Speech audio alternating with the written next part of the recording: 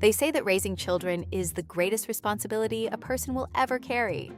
And while there's no shortage of parenting books out there, most of them contradict each other so thoroughly that you end up more confused than when you started. So maybe it's time to look somewhere older. The Tibetan tradition follows a 4-stage system for raising children, one designed to shape them into responsible, self-sufficient, and genuinely respectful human beings. Here's what it looks like. The first stage, birth to age 5. Treat them like royalty. The first 5 years of a child's life are unlike any other. Everything they witness, everything they feel, everything they absorb during this window quietly embeds itself into their developing mind, sometimes for the rest of their lives. You've probably heard the saying that most of our deepest issues trace back to childhood. The Tibetans took that seriously.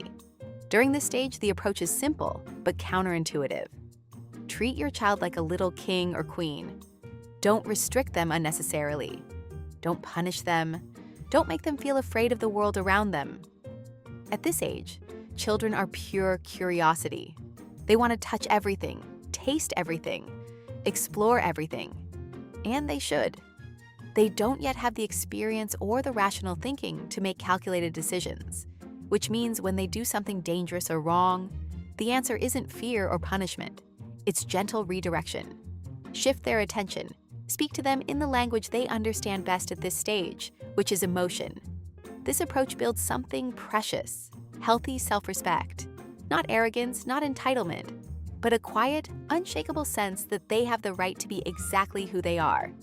The most common mistake parents make in this stage is over-restriction, saying no to everything out of fear. But all that does is suppress a child's natural curiosity and train them to wait for someone else to tell them what to do. Let them explore, let them discover. Just be there when they need you. They will only be this age once. Let them live it fully. The second stage, ages 5 to 10. Teach them like a mentor. When your child turns 5, everything shifts. The Tibetan system describes this stage with an unusually stark phrase. Treat them like a servant. Before you close the tab, that's not meant literally. No cruelty, no harshness. What it means is this: the season of no rules and pure exploration is over. A new one has begun. Between 5 and 10, a child's logical thinking starts to take shape. Their personality begins to crystallize. And this is precisely the window where you need to introduce something they haven't encountered much yet: responsibility. Start setting small, age-appropriate goals. Guide them toward completing tasks on their own. Let them experience what it feels like to follow through, and also what it feels like when they don't. If they struggle, explain how it can be done. But don't do it for them.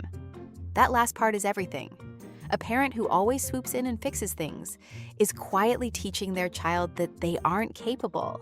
And a child who grows up believing that will struggle for years. If parents skip this stage, if they stay in king and queen mode past age 5, what they get is a teenager and then an adult who never learned that effort has consequences. The difficult phase and the nurturing phase aren't opposites. They complete each other. The third stage, ages 10 to 15. Become their equal. This is the stage that most parents get most wrong. From 10 to 15, the Tibetan approach calls for something that requires real humility from a parent. Treat your child as an equal, not as someone beneath you, not as someone you're managing, as a peer. At this age, children are forming real opinions, real tastes, real questions about who they are and where they fit in the world. They don't need a judge, they need a friend. One with more life experience, yes, but a friend nonetheless. If you spend these years criticizing their every choice, their music, their clothes, their opinions, they'll stop bringing those things to you. Not out of rebellion, but out of self-protection. They'll find someone else to talk to, and you'll be the last to know anything that actually matters. Instead, ask them questions. Ask their advice on things. Make them feel that their perspective has real value. Because it does. Involve them in your life. Share something honest with them. When you trust them, they'll trust you back. And yes, they will make mistakes during these years. Strange choices, embarrassing ones. That's not a failure of parenting. That's the entire point. The mistakes made at 12 and 13 are exactly the kind that teach the lessons no parent can teach directly. Let them make them. Just be the person they feel safe coming to afterward. The fourth stage, age 15 and beyond, respect who they become. By the time your child reaches 15, the work is largely done. Their personality is formed. Their values are set. Their sense of who they are in the world has taken its shape.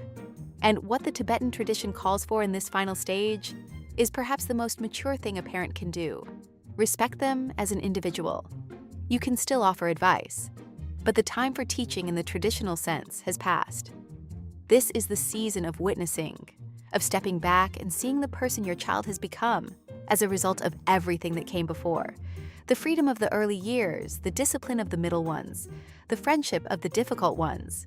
If the previous stages were lived with intention, what you'll find in this stage is something most parents quietly hope for but aren't sure how to earn. A child who is genuinely independent, who doesn't need you to function, but chooses to have you in their life, who respects you not because you demanded it, but because you modeled it. Keep the friendship. That part doesn't end. It only deepens. There's something radical about this system. It doesn't ask you to be one kind of parent forever. It asks you to grow alongside your child, to know when to hold space, when to introduce responsibility, when to step beside them instead of in front of them, and when to simply let go with grace. 4 stages, 15 years, and a relationship that, if tended carefully, will outlast all of it. What do you think about this approach? Does it challenge anything you believed about parenting? Share your thoughts in the comments, and share this with someone raising a child right now. It might just be the perspective they needed today.